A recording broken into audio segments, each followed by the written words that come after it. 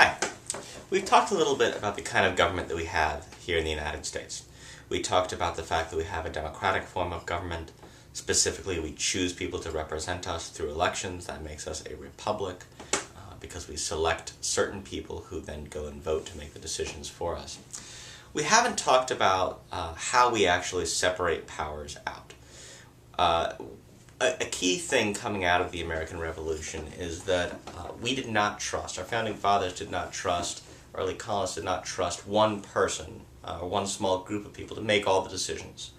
That's why we ended up with a democracy. There was also a concern that as we set up our own government, we not give too much power to specific groups of people, even here within the United States of America. So we set up a system called federalism. This was outlined by a number of people, including James Madison, and much of it comes out of the ideas of Montesquieu. Montesquieu was a philosopher who argued that we needed to separate powers into different branches of government and different levels of government. So here's what we did. The first concept is that most people think that the government going to be closest to them, that will best understand you and your needs as a small community, is going to be the local government. So you've got counties, cities, municipalities, small governments at the local level. Like here in Durham, we have our school board, we have our county commission, and those county level officials are selected first. They represent us at the local level. But we also have other elections. The other elections we have include elections for state government. So in North Carolina, we pick state legislators, people who are going to be our senators and representatives within the state of North Carolina. They're going to set the budget for North Carolina. They're going to make laws for our own state, here locally. And everybody in the state who has a right to vote is able to participate in those elections. So that's two levels right there. We have the county officials. Each county, though, is bound by state law.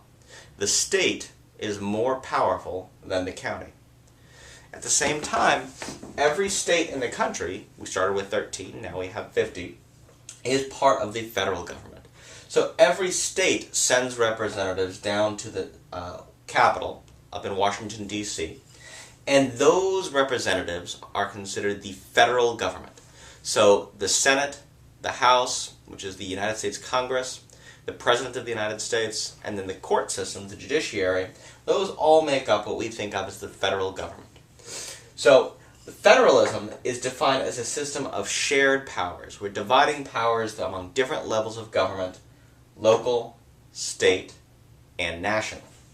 Let's give you a couple of examples of what that actually looks like here. So I've given you the definition. Federalism is a system of sharing powers between different levels of government. That's the basic meaning. Locally, here are some things that local governments are usually in charge of. Setting up schools and deciding what the school districts are going to be, who's going to go to what schools. That's a local issue that's always been left up to local government. Transportation systems. So the bus system in each city. If there's going to be public transportation, a subway, a bus, that's handled locally. In some places, the state gets a little bit involved, but usually that's a local issue. Trash collection, recycling. Those issues are handled locally as well by cities or counties. And parks. Local parks and playgrounds are managed by local level officials. At the state level, you do have state parks that are managed at the state level for recreation. Schools and universities are also somewhat affected by state decisions. Here in North Carolina and many other states, a large chunk of school budgets actually come from the state, and so you have to get the state to fund schools well. And state highways, roads.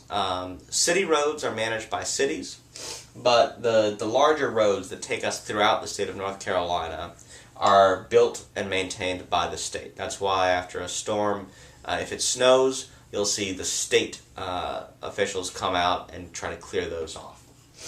Finally, at the national level, federal government has responsibility for things like setting our foreign policy. What are we going to do to deal with other countries? How are we going to work with them?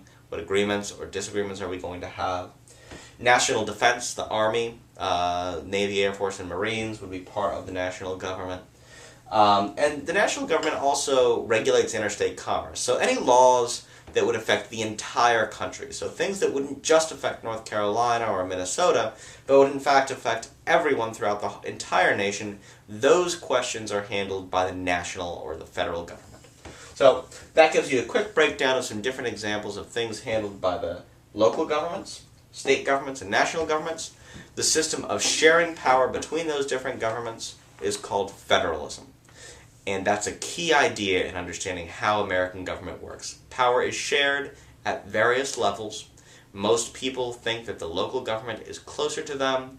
People sometimes feel like the national government is too far away, too big, maybe not in touch with what people need, because there is a larger number of people represented by people in the national government. People in the local government might represent 500, 1,000, 5,000 people. People in the national government, members of Congress, for example, might represent 600,000 people at one time. If you're in the Senate and you're from a big state like California, then you might have one senator representing tens of millions of people.